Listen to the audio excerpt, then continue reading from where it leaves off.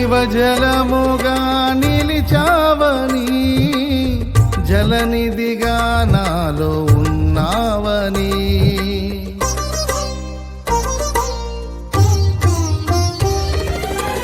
జనులకు దీవెనగా మార్చావని, జగతిలో సాక్షిగా ఉంచావని, ఉత్సాహగానమునే పాడనా, ఉత్సాహగానమునే పాడనా, ఏదైనా నీ కొరకు చేసేందుకు ఇచ్చితివి బలమైన నీ శక్తిని, ఇది ఏ చాలును నా జీవితాంతము, ఇలా నా కన్నీయు నీవే కదా.